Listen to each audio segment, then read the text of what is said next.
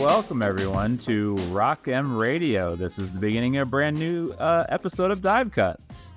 We're 6 seasons in, episode 35 now. Of course, here to talk all about your Missouri Tigers. I am your host, Sam Snelling. If you are watching this on YouTube, I am the glowing face on the left-hand side of the screen. Next to me on the right side of the screen is our good friend Data Mizzou, aka Matt Watkins. Let's talk about these Missouri Tigers. Matt, how are you? I'm doing good. How are you? Well, it is May 23rd. We are but like a week away from, the NBA draft withdrawal. Just saw across my Twitter feed tonight that Michi Johnson, the South Carolina guard, has withdrawn from the NBA draft. And so in today's news, I learned that Michi Johnson had put himself in to the NBA draft. So there's not a lot of news over the past week as far as Missouri is concerned. The biggest news revolves around Caleb Love and the situation at Michigan, which I guess, according to reports, he did not gain admission to Michigan, and he is thus back on the market. He had a very sort of public recruitment right after entering the transfer portal. Missouri had seemingly been the destination before Michigan came in hot. The Wolverines got commitment. Missouri then proceeded to take like a whole lot of guards. Their guard depth on this roster is not what I would consider a concern at this point. Well, let's just start here, Watkins. When Caleb Love's name sort of like popped back into our Twitter feed and the news cycle, what was like your first reaction to it? Does fatigue count? Caleb Love's, we talked about him a month back and don't need to rehash all that. But I mean, Mizzou recruited him for a solid 2 years out of high school. I think after his first year at North Carolina, there was some rumors floating around that he may want to transfer back to Missouri, and, whether Konza Martin, whether that was going to work, blah, blah, blah, did materialize. Then after his second year was the year that they went to the Final Four and championship game when they should have won but did not. There wasn't a whole lot. Yeah, I think it got expunged. Yeah, it was very foggy what happened. But, there wasn't much on him after that, at least as it pertained to Mizzou. And then, of course, this year, the initial foray into the portal where Mizzou was involved, to what extent we're not 100% sure, but it seemed like pretty significantly. And then once again, he's back, and that, I don't know that I've ever been involved with a player, observed a player get recruited 4 times by the same school under 2 different coaches, multiple times by each.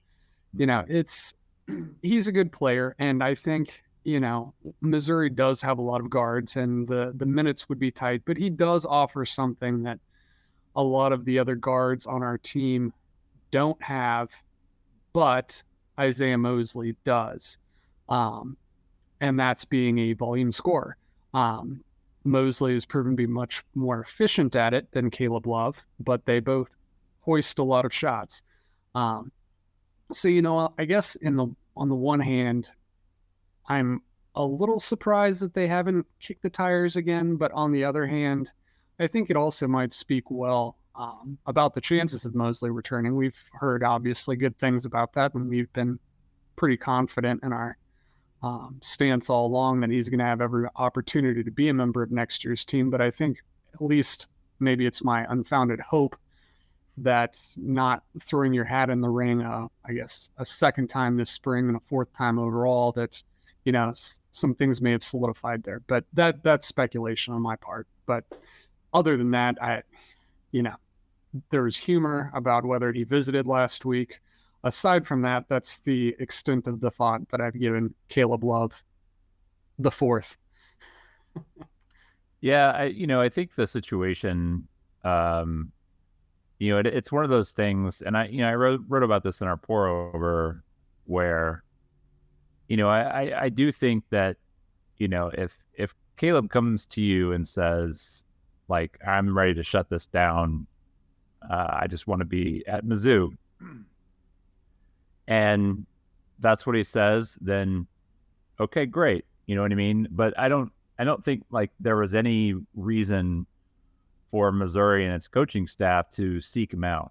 If you want to have dinner with them, if you want to, illegally show up at the country club of Missouri and have dinner, like, by all means, like, have conversations. But I don't think there was any reason for Missouri to be active in a way that, say like Texas or Arizona or Villanova, one of these other schools that have been reported to have been interested in Caleb when he re-entered the portal. And so, like, those teams have to sort of recreate a relationship with Caleb Love. Missouri doesn't need to do that. Like, Caleb knows all he needs to know about Mizzou. He's turned them down multiple times. So there's obviously something that's been hesitant, on his end, whether it's, not enough, at least in recent times, not enough NIL, available for him, or he sees a better system fit elsewhere. But for whatever reason, he chose Michigan. I think there's a lot of scenarios where it makes sense that if he does want to come to Mizzou, then you say, okay, yeah, like let's bring you in, and then you figure out how to make all these guys play together. And then certainly, I think we've already kind of, we joked about all five guards on the floor, and it's certainly a possibility when you go to a lineup, where you've got 2 point guards, like 3 combo guards and like 5 wings, and all those guys are coming in expecting to play, like, and that doesn't even bring them, Ant Robinson, who I'm sure would like to come in and play as well. I think everybody sort of around the program probably sees that as like next year as a growth year for Ant. But when you're talking about Nick Honor, you're talking about Sean East, you're talking about Isaiah Mosley, John Tanji, Caleb Grill, Tamar Bates, like there are a lot of guys that are going to want to play, and so if you're looking at what sort of role is available for Caleb, like, I think you can figure it out. But this is like, that's why I just think, like, at this point, what Missouri needs to do is they need to have, NIL money available for whatever replacement big they can get. And then, like, worry about what Caleb wants to do second. Like, I wouldn't even engage in like any of those discussions with him. Like, if you come here, you come here. Like, the NIL will take care of itself. It will. But what we're doing is we've got our group of guards, and we like who we have. So they need a big. They don't need a volume scoring guard at this point. Whether or not he could actually, play the right role under Dennis Gates or not. Yeah. I mean, you mentioned Tamar Bates and John Tanji with our current lineup. I mean, those guys could be the starting center this year as it's currently constructed. So there would actually be quite a bit of playing time to go around. That sounds intriguing. A 6'4" center, you say? Is this I mean, I certainly envision, like, as it is, we're gonna get a healthy dose of 6'6" Noah Carter at the 5. So I don't see a huge difference. Carter, Yeah, I don't see a huge difference between Noah Carr. Well, Noah's also got some added hair on top that maybe helps bump him up a little bit. But it's not a huge difference between running a guy like that out and seeing what you can do with maybe Caleb Grill. I mean, he's a tough dude, not afraid to mix it up in the middle. Maybe just see if he can go out there and guard Tolu Smith, who, by the way, that is some news, SEC news that came in this week, is Tolu is back. So Jimmy Bell left West Virginia. And so because he didn't want to play behind Jesse Edwards, the Syracuse transfer, and there's all these minutes at the 5, and he's like, nope, I want to go to Mississippi State. And Tolu comes back. Like, you're not playing in front of Tolu, man. Like, Tolu is what, like, Jimmy Bell kind of wishes he was, at the skill level offensively. But anyway, I'm digressing away from our point. So that's kind of the situation with Caleb. If there was any communication with Missouri, I don't know. I'm not going to pretend to know whether that the report from the Lockdown podcast was correct or not. It seems like there was a lot of people out there refuting that it happened, with good reason. I mean, if they're at dinner off campus, CCMO is off campus. That's not a legitimate recruiting setup. And I think we know Dennis Gates is a pretty smart guy, so I doubt he would put himself in that position. It doesn't necessarily mean that there wasn't some kind of contact or even any kind of contact on Wednesday. And then there was another thing. I can't remember if I mentioned this in the pour over, or even the post before that, but I was kind of thinking, timing wise, like, I don't know that we necessarily know whether or not Caleb had exited the transfer portal. Like, that's not really something that you can just like look up. So whether or not he was like available to recruit or talk to, like, I don't think there was any, like, you could contact him or be in contact. I think like that was all legal, or at least legal on Wednesday if there was any contact made. I don't. So I would not be some. What's that? Go ahead. Sorry. I was just going to say, I don't seem to know how it all works, but just theoretically, if someone entered the transfer portal and then had to come out by virtue of signing with Michigan or committing to Michigan, whatever vernacular, and then they were to leave again, wouldn't they need to re-enter the transfer portal? And isn't the deadline for that closed? Well, so that's the thing is, I think, he entered the transfer portal and was committed to Michigan, but he never signed with Michigan. Michigan never announced that he was a part of the program, and that's because they were probably trying to get him admitted. So I imagine if you can't get admitted, then what's the point of signing any paperwork? So I think that's where you kind of get into like the muddy of the waters. And I don't know if he, like, if you commit and you take yourself out of the portal, I would imagine that you enter the portal, and you're in the portal until you sign somewhere, and then maybe your new school takes you out of the portal. Like, I'm assuming, because the players have to file paperwork with their school to enter the transfer portal. So Missouri is the one who actually files the paperwork. So I would imagine that the school he's going to is the school that files the paperwork to remove him from the portal. Like, makes sense. Like that's sort of like my rough logical trying to piece this together. So I mean, I'm assuming he was probably still in the portal, but if you're committed somewhere, coaches are probably like, oh, don't cross that one off, don't worry about that. So yeah, like, I think the timeline, was there not contact? I mean, there's probably some kind of contact. I don't know that it needs to be dinner. It could be Zoom. But again, like, I think we're kind of on the same page. I don't think Missouri's in the same position that it was a month ago, where, like, a month ago they really wanted Caleb Love. Like, he was going to be able to answer a lot of the questions that they had about the roster. Now they've answered those, questions with other players. So that's where I'm at. I'm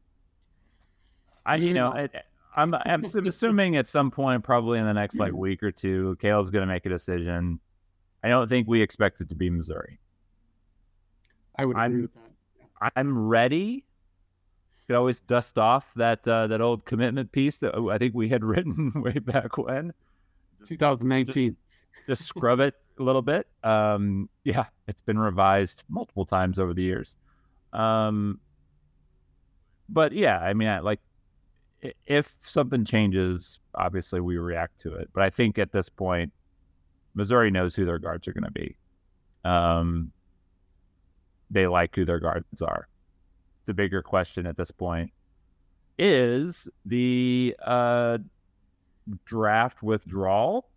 So, what is it? Midnight on the 31st or something like that is basically like the deadline to withdraw from the draft, and so it is. We're recording this on Tuesday, May 23rd. We took Monday off. I had the day off of work yesterday, so I was like I don't want to record a podcast. And so we're Tuesday, so we have a week basically before we know who is staying in the draft, Kobe Brown, and who is going back to college, which could be a lot of guys. At this point, all evidence seems to point to Kobe staying in the draft. For anybody listening, and not watching, Matt was nodding his head in agreement. A little bit of a sad trombone there. Yeah, it's a sad trombone. Because Kobe definitely was gonna, fill a big role on the roster next year, and I think for the most part, like Missouri felt for a long time pretty confident that he was coming back. It doesn't appear that that's going to be the case. Who are they going to get?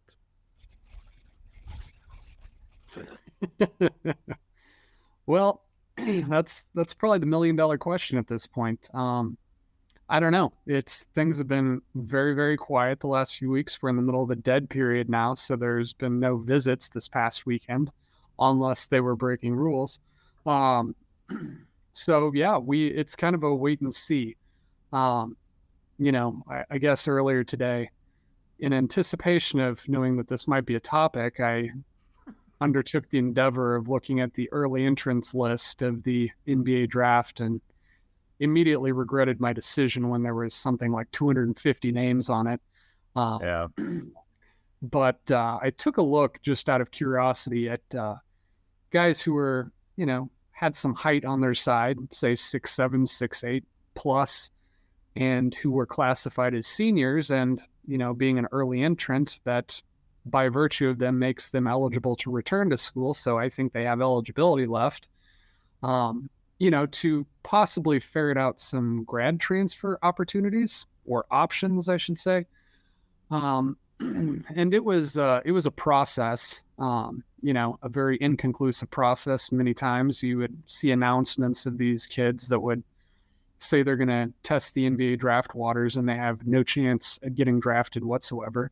But they don't say whether they're retaining their college eligibility, which, what point does that even make? If you announce it, you have to do it.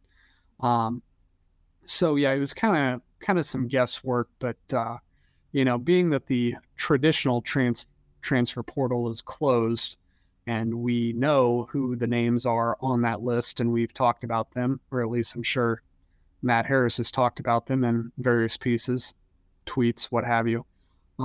And it's a pretty narrow list. What's that? I said extensively. You can always count on our friend Matt Harris for an extensive list of options. So being that we've kind of beaten that list into the ground, knowing what options are out there, and Mizzou has been quiet about all of them except our transfer from the school to the west, which, doesn't seem altogether promising. I took a look at some grad transfers or grad transfer options who could still theoretically enter the portal after withdrawing from the NBA draft, and logically follows perhaps that's what Mizzou's waiting on. We don't know. And I came up with something like 20 names, and it was a lot of crossing guys off for various reasons. And the list isn't super impressive. There's some guys on there who would be good, but it's just, in the 20 names I should add includes Kobe Brown, which he is not officially resigned his collegiate career, but it doesn't seem promising. So, but you had mentioned off air to throw out some names. So just to give us something to talk about, I will look them up.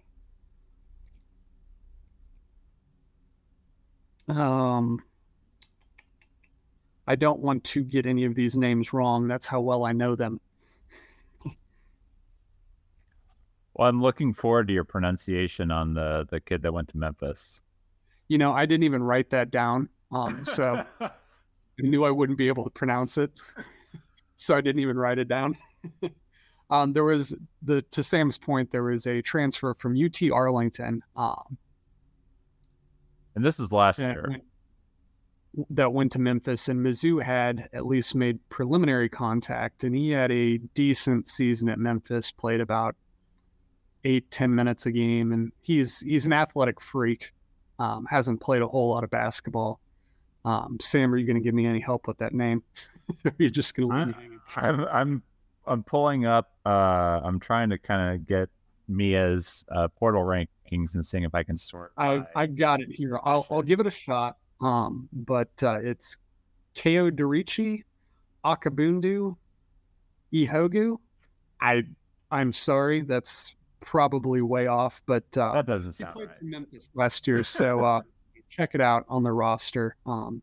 There's about 40 letters in that name, so I apologize if I got it incorrect. But he's a lot of the types of players that I was coming across that they've been in school for 4 years. They're going to go get an evaluation from the NBA. They're probably not going to get drafted. They might go overseas. They might grad transfer. We don't know. But he was one. Another player who was interesting was Jordan Brown, who I believe originally played for Musselman at Nevada, if I'm not mistaken, before transferring to University of Louisiana Lafayette. Yeah, he was Brown was the former 5-star kid, right? He was. I think he started at Arizona, or maybe went to Arizona. I think he committed there, but ended up backing off or something like that. So that's another name. He did sign with an agent, although I do know that you can sign with an agent and still return if it's a accepted agent or whatever the terminology is. But he didn't seem super likely to return, in my opinion. Another name was Tyler Burton from Richmond. He's a 6'7" player, so we're stretching the use of big man. Yeah. A player that we know well, Tumani Kamara at Dayton, who started his career at Georgia, has actually played his way into, I would say, a pretty good chance of getting drafted in the second round. So, don't know there. We got Matt Harris excited when I brought up the name Brandon Carlson from Utah, who is somewhat of a traditional big man, 7 feet, can step out a little bit, but he's more of a, I hate to throw out terms like this, but he has more skill. He's a skilled big man. Try and land that softly, but he is very good. He's a good player. Enrique Freeman from Akron, a little bit of an undersized big man, but has performed very well in the MAC. Nick Ojenda, am I saying that right? From DePaul, who is very similar to the Memphis player, who I hate having to reference back to that since I can't even say his name in the first place. Very much a raw offensive player, but very athletic, very good rim protector. A albeit in limited minutes. And then finally, Kevin Cross from Tulane, which when I came across that one, immediately perked up my ears when I took a look at his stats. He is a 6'8" senior from Tulane and had a 26% assist rate, which when I think about what Dennis Gates wants out of big men, a guy who can pass and dribble, which this player can, immediately perked up my ears. But again, we don't know if he's coming back or whatever, but that's a sampling of what I would consider the more likely decent players that could possibly grad transfer. So, yeah, I mean, we're talking about guys that we don't even know are going to transfer or even going to be playing college basketball next year. So that's where we're at on this. Yep. Yeah, we brought up and previous podcast jokingly brought up Connor Vanover. And I say jokingly, not to, crack wise on any specific players. Connor was a guy who played at Arkansas and had some good moments, but he's very tall. But he's not, he's not really a guy who showed well defending more athletic players in the SEC. I think so. I'm looking at Mia's rankings of guys who are available. We've got Trevin Dorius still available from Utah State. I thought he committed somewhere. I thought he may have committed to Utah Valley, if I remember right, but I'm not 100% on that. All those Utah guys sure like staying in Utah. Malcolm Dandridge is not the Memphis player that we've been referencing, but is a Memphis player who is still available in the transfer portal. Dandridge is a guy who I don't really think fits at all what Missouri wants to do. But he's big and physical and can defend. A guy that I thought, I know Matt Harris brought him up. A guy that I thought would kind of fit pretty well was Ibrahima Diallo from San Jose State. Not a spectacular basketball player, but a solid guy. Tim Miles is sort of known of, finding guys who can fill roles and play well, and he's a guy that did that for San Jose State. I think he could come in and you just ask him to play, sort of a maximum of 15 minutes, probably closer to, 10 to 12, and just give you some minutes. It certainly doesn't seem like a Drame Diongu if that's happening. I know that's been a very quiet pursuit. Yeah, I mean, he entered the portal and he was sort of a guy who is like a former 4-star guy who sort of flashed and had moments at Washington State. I know one of your favorite West Coast watches, seeing what's going on with the Cougs. But definitely Adrame is a guy who I get the impression that the staff is a little hesitant to look at players who have additional years of eligibility because they don't necessarily want to tie up a roster spot, especially on a guy who probably still needs to develop some. I think they're looking for somebody who can kind of come in, play a year, and call it that. Davion Bradford's still available. I thought for sure he was going to land at SEMO or something and come back closer to home. He's really close with Dylan Branson, who I don't people who really follow recruiting. Probably know the name Dylan Branson, but Davion Bradford and lived with the Bransons for a while. And I think Matt Harris actually wrote about this when he did a little bit of a piece on Bradford.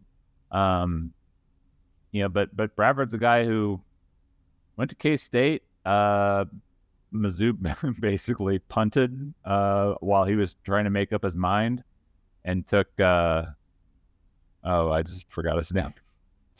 Big Jordan Wilmore. Good times.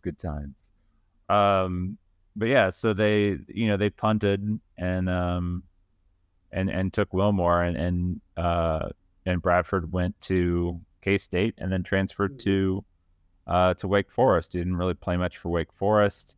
I don't really think he's like a projectable guy who's gonna really impact a whole lot. But I mean, he's a decent player.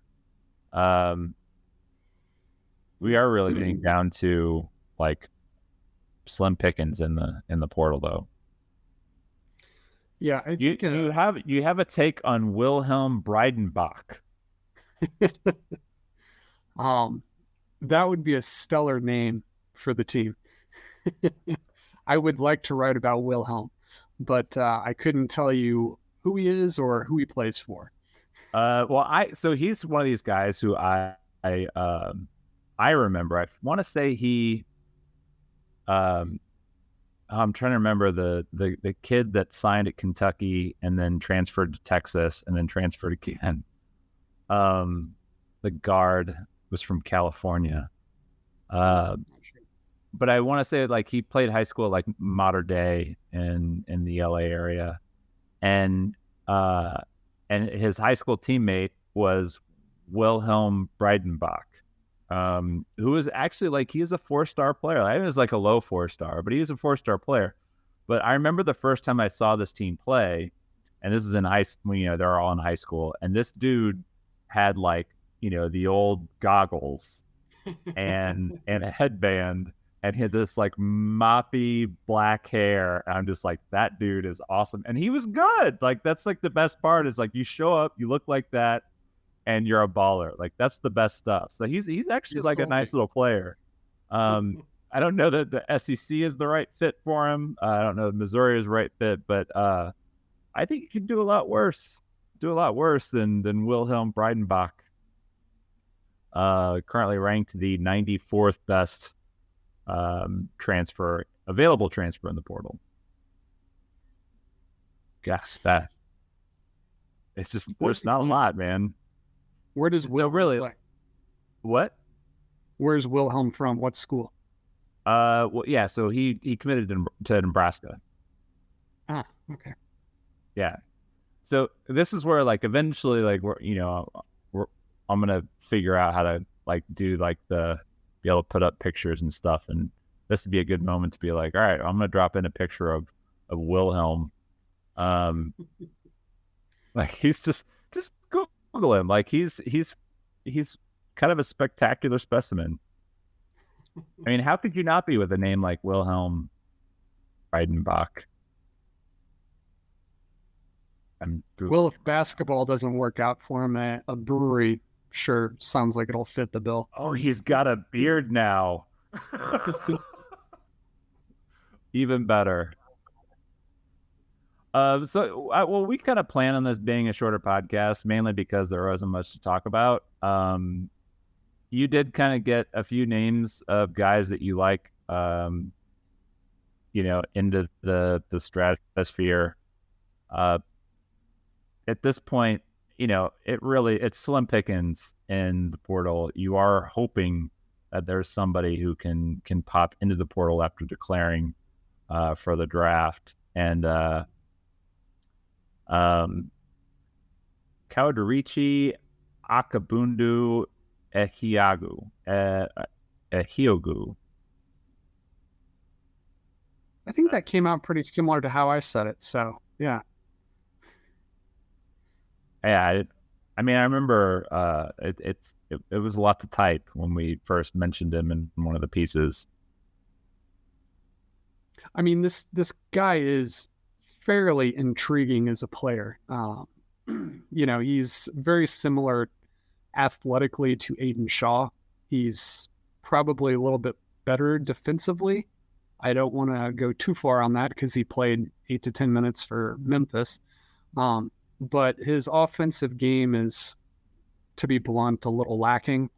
And what we've come to find out with Dennis Gates so far is that he likes his big men a little bit more skilled, which has come as somewhat of a, I don't want to say a surprise, but it's different than the typical Florida State template that you think of when they had these 7'4" rim running monsters that stood by the rim and really didn't do much else. That is not really what we're seeing out of this staff at Mizzou. You know, he's prizing guys that can dribble, can pass, can shoot. And, you know, in college basketball, that's just not a huge market of guys like that that are 6'8" plus that can do those things. And, you know, we've talked before. It's been long enough that I've talked about him before, but even a guy like Jesus Carolero does those things. He's been, his level of production is certainly a question at Campbell, but he has those skills that the staff looks for. And when you see them take a chance, they're taking a chance on someone like that versus your 7'1", 7'2" monster who can't shoot over 50% from the free throw line. You know, and it's not good or bad one way or the other. It's just what they've shown to look for. And even with the recruits, I mean, they're bringing their high school recruits, they're bringing in length, but these guys are fairly skilled. Like Jordan Butler, he's not a Kobe Brown yet, but he is also not a guy who's going to be tethered to the restricted arc either. So, you know, it's something to monitor, but you know, I think we're at the point now where it's one of three things with Mizzou in their big man pursuit that, you know, either Dennis Gates is content with his big man roster as it stands, which I tend to think is not the case since they pursued Jimmy Butler, who also did not seemingly fit. I'm sorry, Jimmy Butler. I would love to have Jimmy Butler. Jimmy Bell. You know, and then option two was, you know, a misguided or perhaps legitimate belief that Kobe Brown might return, and or that his funding in NIL was being tied up until they knew what he was going to do. Or option three, they're waiting for someone to enter the portal, which sent me on this fun little side venture today that was not entirely fruitful, but, you know, slightly entertaining to see, if nothing else, what type of guys have thrown their name into the NBA ring, which, you know, there are some very, very good basketball players on that list, and there's some guys who are not starting at D1 programs on that list. So, yeah. Well, and so I think, like, basically what we're looking at over the next week is who is going to withdraw. You know, if guys aren't already in the portal, they have to be a grad transfer. If you're a grad transfer, you can enter the portal. So, I mean, we'll see if, you know, a guy who Missouri likes. I'm skeptical that they're engaging in contact with any of the existing guys in the transfer portal. To me, it seems like, I mean, maybe they're going to go after Connor Vanover. That would shock me. I think, you know, like, I would be fine if they went after a guy like Dandridge, because I think what you do when you pursue a guy like Bell is you're saying, okay, like, I can put together a composite of the things that we need, and one of the things that we need is this, you know, 2 or 3 things that he can provide, and so we'll just, you know, we'll have to rotate to get all the things that we need. You know, so, like, I'd be fine with Dandridge, I'd be fine with Diallo. I mean, if they want to bring in Davian Bradford, like, you know, he's going to need a waiver. You know, maybe coming back home, you could get one, you know, closer to family than Winston-Salem, North Carolina. You know, but outside of that, I really think we're waiting to see if more guys who can, you know, be a grad transfer enter the portal and withdraw from the draft. So, and I'll also add, I was just going to say, I will also add that other players that are not in the NBA process right now can also enter as grad transfers. It's just that's a huge swath of players that have no reason to be waiting to enter as grad transfers. So it would why are they still sitting there at their own teams waiting for the NBA draft deadline or whatever to come along and haven't already entered the portal? It doesn't make as much sense. So that was kind of my reasoning for limiting it to this group of players. And everything. I think it's sound and valid. It is logical, which we try to be logical with all this stuff. So I don't know. Hopefully by the next time you come back on the pod, we'll know who that person is going to be. Next week we got Memorial Day coming up, and then a short period of time, and you guys have to make decisions. So the next week is going to be a lot of guys withdrawing.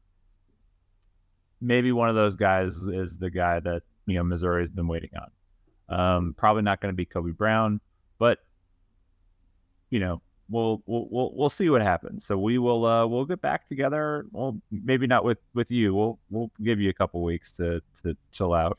But I'll talk with the other Matt, and we'll see what comes out within the next week. Anything else you want to say before we get out of here? Nope. Give me a couple weeks, and I'll work on that name that I've been trying to pronounce this entire episode, and I'll come back in 2 weeks and be better at it. Okay. Well, and I mean, maybe he'll be a Missouri Tiger, and then we'll get to work our way through the next year of pronouncing. It is a challenging name, but I'm sure once you get used to it, it's like a lot of things. Like once you get used to something, it becomes second nature. And it doesn't help that I've never heard the name pronounced on television before. Right. Yeah. I don't watch a lot of Memphis games, and I was not checking out UT Arlington before that. Yeah. Like a lot of them you can kind of figure out. But I know how to say Babatunde Akingbola. And welcome Breitenbach. Well, that's my boy though. Well, anyway, with all that being said, thanks everybody for tuning in. If you liked this whole thing that we do here, make sure that you hit that subscribe button, hit the like button, and it helps spread the word of the Rock M Radio network of podcasts. If you are listening to this through your regular podcast feed, whether it's Apple Podcasts or Google Play Store, we're on Spotify. I'm sure there are others that we're on, but make sure you're subscribed there. Please feel free to leave a comment. We do read them, even when they're not nice. And if you're subscribed, then you also get Before the Box Score. Those guys were just here last week. They'll be back in a couple weeks. And Nate and BK know everything there is to know about Mizzou football. You can follow Matt at Data Mizzou. You can follow me at Sam T. Snelling, and Matt Harris, who is always a wealth of knowledge on Twitter at Matt J. Harris 85. So we'll be back next week. Until then, thanks for tuning in.